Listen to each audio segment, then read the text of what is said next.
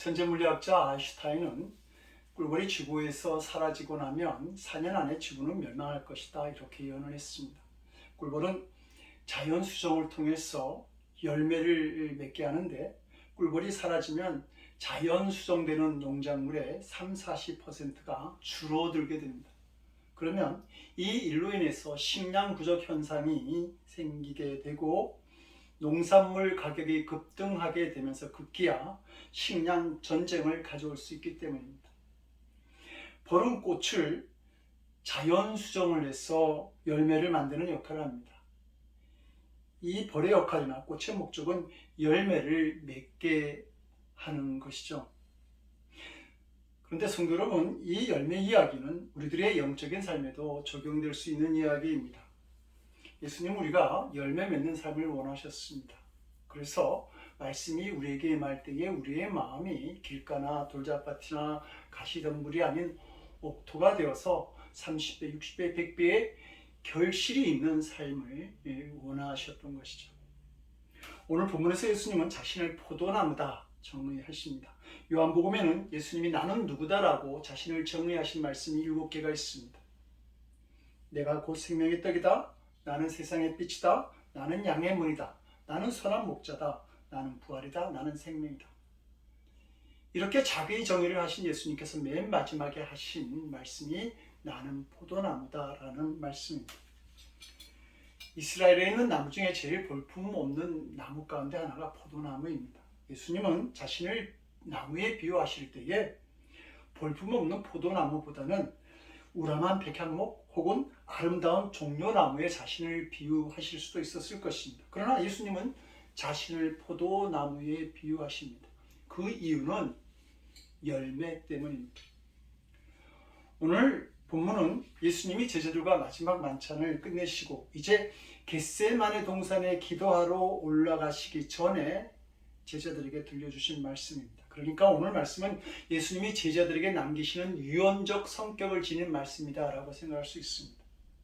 그런데 왜 예수님은 십자가를 앞에 두신 삶의 마지막 순간에 자신을 포도나무라고 말씀하셨을까? 이유는 포도나무는 오직 맺는 열매로만이 평가받는 나무이기 때문입니다. 예수님은 지금 자신을 십자가에 들이심으로 인해서 앞서 자기를 정의하셨던 생명의 떡, 세상의 빛, 양의 문, 선한 목자, 부활, 생명이라고 하는 열매를 맺기를 원하셨습니다. 동시에 우리가 예수님의 열매를 맺는 삶을 살아가기를 또한 원하신 것이죠. 그래서 예수님은 5절에서 나는 포도나무인데 너희는 가지다 라고 말씀하신 것입니다. 예수님은 너희가 가지가 될 수가 있어 혹은 너희가 가지가 되어라 이렇게 말씀하시지 않고 우리는 이미 포도나무라고 우리를 정의해 주신 것입니다. 1971년 미국의 스탠포드 대학에서 자기 정체성에 대한 행동 양식이라고 하는 실험을 한 적이 있습니다. 신문 광고를 보고 실험에 참가한 24명의 사람들을 무작위로 두 그룹으로 나누었습니다. 그리고 정해진 룰에 따라서 2주 동안 12명은 간수 역할을 그리고 다른 12명은 죄수 역할을 하게 했습니다. 처음에는 모두 선량한 시민이었기 때문에 웃으면서 서로 잘해보자 이렇게 다짐합니다. 그런데 시간이 갈수록 놀라운 변화가 일어납니다. 간수 역할을 한 사람은 갈수록 진짜 간수처럼 권위적이고 강압적으로 변해가고 죄수 역할을 한 사람은 정말 자신이 죄인인 것처럼 갈수록 눈치를 보며 비굴해져 가는 것입니다. 그래서 더 이상 이 실험을 진행하지 못하고 일주일 만에 끝냈다고 하죠. 이 실험은 사람이 자기를 누구라고 생각하느냐에 따라서 인격도 삶도 달라진다는 것을 확인시켜준 실험으로 아주 유명합니다. 사람이 자신에 대해서 어떤 이미지를 가지고 사느냐에 따라서 그렇게 변해갈 수 있다는 것을 보여준 것입니다. 우리도 자신을 어떤 존재로 인식하느냐에 따라서 자신이 그려놓은 그 이미지대로 살아갈 수 있는 것입니다. 근데 예수님은 우리를 포도나무 가지라고 분명하게 말씀해 주셨습니다. 그러므로 우리가 만드는 셀프 이미지에는 나는 예수님과 결합되어진 가지라고 하는 자기 정의, 자기 이미지가 필요합니다. 아침에 일어나 기도하면서 오늘은 어떤 삶을 살아야지 하는 그 기도 속에서 나는 예수님과 연결된 존재고 한 몸으로 연합된 존재라고 하는 그 사실을 명심할 수 있어야 합니다. 그리고 기도와 말씀을 통해서 예배를 드리면서 예수님의 가지된 자기 정체성을 회복할 수 있어야 하는 것입니다. 그때 성도 본연의 삶을 우리는 살아갈 수 있습니다. 예수님은 우리가 예수님이 가지된 삶을 살아야 되는 이유에 대해서 이렇게 말씀하시죠. 그가 내 안에, 내가 그 안에 가면 사람이 열매를 많이 맺나니 나를 떠나서 너희가 아무것도 할 수 없다. 우리가 예수님 안에 가면 많은 열매를 맺을 수 있다고 말씀해 주십니다. 그러나 많은 사람들이, 많은 성도들이 이 부분에서 갈등합니다. 예수님의 말씀을 전적으로 믿지 못하기 때문이죠. 그래서 예배 드리는 것보다 내 사업을 하는 일에 시간을 투자하는 것이 더 나은, 더 좋은 열매를 맺을 수 있다 생각합니다. 교회에 헌금하는 것보다 내가 필요한 곳에 돈을 쓰는 것이 더 많은 열매를 맺을 수 있다라고 믿는 것이죠. 교회 일에 헌신하고 봉사하는 것보다는 나를 위해 노력하고 열정을 투자할 때 더 많은 유익을 나눠 얻을 수 있다고 믿는 것입니다.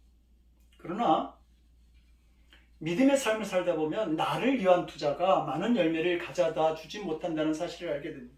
오히려 헌신하는 자의 삶을 기름지게 하시는 하나님의 축복을 경험하게 됩니다. 그리고 이런 은혜를 경험한 사람들은 절대 예수님 안에 거하는 기쁨을 빼앗기지 않으려고 노력하게 되는 것이죠. 그러나 불행하게도 오늘날 많은 성도들이 예수님이 원하시는 열매에는 관심이 없고 자신이 드러나기를 원하는 화려한 꽃에만 관심을 가지고 목적을 두고 살아갑니다. 그래서 열매 맺는 삶보다는 모든 사람들의 시선을 한 몸에 받고 존경과 명예와 오락을 다 누리는 화려한 꽃과 같은 사람들이 되기를 원하고 있는 것이죠. 그러나 성경은 꽃에 대해서 그렇게 좋게 평가하지 않습니다. 베드로전서 1장 24절을 보게 되면 그러므로 모든 육체는 풀과 같고 그 모든 영광은 풀의 꽃과 같으니 풀은 마르고 꽃은 떨어진다. 곧 시들어지고 떨어지는 인생, 허무한 인생이 꽃과 같은 인생이라는 말입니다. 조용필 씨도 자신의 노래에서 난 꽃이 아니야 이렇게 말합니다. 그러면서 그는 그 이유를 해 저무는 찬바람에 시들어버리는 그런 꽃이 싫어 이렇게 말하죠. 해 저물면 찬바람에 시들어버리는 것이 꽃입니다. 사람들에게 인정받으려고 하는 사람들은 찬바람이 오면, 시련이 오면 바로 지게 되어 있는 것입니다.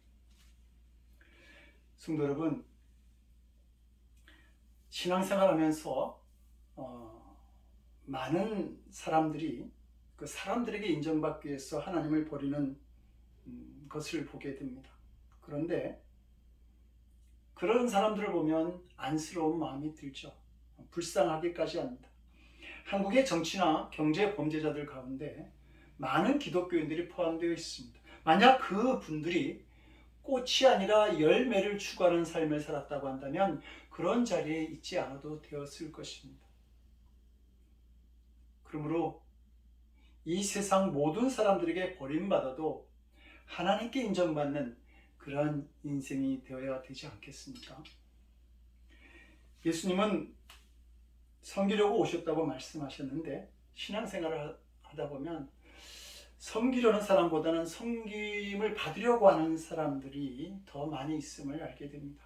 그리고 섬김을 받는 일이 자랑인 것처럼 생각하죠. 예수님은 너희는 높은 자리에 앉아 있는 것을 좋아하지 마라 이렇게 분명하게 말씀하셨는데도 불구하고 자꾸 높은 자리로만 찾아가는 사람들이 있습니다. 주목을 받으려고 하는 사람들이 있습니다. 교회 공동체는 섬기는 사람이 자랑이 되어야 됩니다. 섬기는 사람이 인정받는 모습이 교회 안에 나타나야 합니다. 인도의 간디는 독실하게 예수님을 경배하는 사람이었습니다. 그러나 그는 기독교인이 아니었어요. 그래서 많은 사람들이 그 이유가 궁금해서 물었습니다. 당신은 그처럼 예수를 좋아하고 그리스도를 높이면서 왜 전형적인 그리스도인이 되지 않고 교회에 나가지 않습니까? 그래서 그는 나는 예수는 좋으나 교회는 싫고 그리스도는 좋으나 교회는 싫습니다 라고 대답했습니다. 성도된 우리들이 귀담아 들어야 될 얘기인 줄 압니다. 예수님과 함께 하지 않으면 자신의 욕망과 자랑, 재물과 같은 열매를 맺게 되죠. 그것은 세상 사람들이 맺는 열매와 다를 바가 없습니다. 세상과 똑같은, 그렇다고 한다면 세상과 똑같은 교회에 무슨 구원의 열매가 맺히겠습니까? 그런데 이런 잘못된 열매를 맺으면서도 그것을 예수님의 열매라고 믿고 말하는 사람들이 있는 것이죠. 이사야서 5장을 보게 되면 포도원의 노래가 있는데요. 그 내용을 보면 주인이 극상품의 포도나무를 심고 많은 수확을 기대해서 망대를 만들고 포도주 틀까지 만들어 놓았습니다. 그런데 수확하려고 보니까 극상품 포도나무 열매가 아니라 들포도가 맺혀 있는 겁니다. 그래서 주인이 들포도를 맺으면 어찌민고라고 한탄합니다. 이 들포도라고 하는 열매는 곰 모양은 포도 열매 같은데 실제로는 크기는 작고 딱딱한 야생포도로서 신맛이 나고 어떤 것들은 심지어 독을 포함하고 있어서 먹는 사람에게 해로움을 주는 것들도 있습니다. 그래서 이 열매들은 먹을 수 없을 뿐더러 식초나 포도주로서도 사용할 수 없는 아주 백해무익한 것들이죠. 이사야는 이스라엘 백성들이 지금 땅만 버리고 하나님을 전혀 기쁘시게 하지 못하는 해로운 열매를 맺고 있다고 하는 사실을 지적하고 있는 겁니다. 열매는 열매인데 너희는 아무짝에도 쓸모없는 열매를 맺고 있다라고 말하는 것이죠. 문제는 그러면서도 그들은 자신들이 맺는 열매가 잘못된 열매인지 모르고 있었다고 하는 겁니다. 이런 무거치한 들포도의 열매는 오늘날 우리들에게도 나타나고 있는 모습들입니다. 러시아에서 공산주의 혁명이 일어났을 때에 42,000명의 성직자들이 죽어갔습니다. 왜 성직자들이 그런 참혹한 죽음을 맞이해야 했는가? 제국시대의 러시아 교회는 국가 재산의 3분의 2를 소유하고 있었습니다. 그래서 당시 성직자가 된다라고 하는 것은 거룩해지는 것이 아니라 부자가 되는 길이었습니다. 물질적으로 탐욕에 빠져서 타락하는 것이 그 당시의 성직자들의 생활이었던 것이죠. 결국 이런 타락이 공산주의 혁명에 신앙적으로나 윤리적으로 제대로 대처하지 못하게 만들었고, 공산주의 혁명이 성공한 다음에 러시아 교회는 무려 70년 동안이나 교회 문을 닫아야만 했습니다. 왜 교회가 이런 위험성을 가지게 되었는가? 자신들이 포도나무이신 예수님께 붙어있는 가지라고 하는 자기 정체성, 자기 신앙의 정체성을 잃어버리고 있었기 때문입니다. 모양은 포도나무인데 그 안에 흐르고 있는 수액은 자기라고 하는 우상이 들어있었던 것이죠. 믿음의 삶을 산다고 말하고 경건의 모양은 가지고 있는데 그 속에는 언제나 자기 욕망과 목적이 가득한 삶을 살아가고 있는 것입니다. 그러므로 토마스가 쓰는 묵상이라고 하는 책에서 모든 것을 그리스도 안에서 하라. 그리스도 밖에서 하는 우리의 모든 자선 행위는 돌감람나무 열매에 지나지 않는다 라고 경고했습니다. 성도 여러분, 우리는 믿음의 삶을 살아가면서도 하나님이 주시는 화려한 삶을 살아갈 수 있죠. 성도라고 해서 하나님이 꽃과 같은 화려한 인생을 주지 않는 것이 아니기 때문입니다. 그래서 정말 하나님이 주시는 축복을 누리면서 많은 사람들에게 존경까지 받는 수많은 기독교인들을 볼 수 있습니다. 그러나 우리가 사람들이 주목을 하는, 사람들의 주목을 받는 꽃과 같은 자리에 있을지라도 우리가 알아야 하는 것은, 꽃이라고 하는 것은 결국 열매를 위해서 존재한다라고 하는 겁니다. 지금쯤 석류나무가 빨갛게 익어가고 있을 것입니다. 그런데 그 열매는 바로 노란 꽃술과 빨간 색깔을 자랑하던 그 화려한 꽃 뒤에서 맺히게 됩니다. 어느 시점이 되면 화려함의 극치를 보여주던 꽃들이 땅으로 미련 없이 떨어지게 되는데, 그 남은 자리를 가만히 보면 작은 열매들이 맺혀 있는 것을 볼 수 있습니다. 화려한 꽃의 목적은 바로 열매를 맺기 위함이었던 것이죠. 사랑하는 성도 여러분, 우리가 신앙생활을 하면서 사람들에게 주목받고 칭찬받고 인정받던 화려한 꽃이 떨어지는 때가 옵니다. 그러면 더 기뻐할 수 있기를 원합니다. 이제는 내가 주목받는 것이 아니라 내가 열매를 맺어서 하나님께 영광 돌릴 때가 왔음을 알고 기뻐할 수 있어야 한다라고 하는 것입니다. 그러므로 신앙생활하면서 화려한 꽃에 집착하지 않기를 원합니다. 세례요한은 예수님이 오시기 전 이스라엘 모든 사람들로부터 주목받던 사람이었습니다. 요단강에서 세례를 주는 그 요한을 보기 위해서, 혹은 그가 주는 또 세례를 받기 위해서 많은 사람들이 요한을 찾아왔습니다. 세례를 보면, 성경을 보면 세리나 군인 등 수많은 사람들이 요한에게 몰려와서 바라고 기다렸다 이렇게 말합니다. 요한이 주는 세례와 말씀을 그들은 줄을 서서 기다렸던 것이죠. 근데 어느 날부터 사람들이 세례 요한보다는 예수님께로 몰려가서 말씀을 듣고 세례를 받는 일들이 생겨나기 시작했습니다.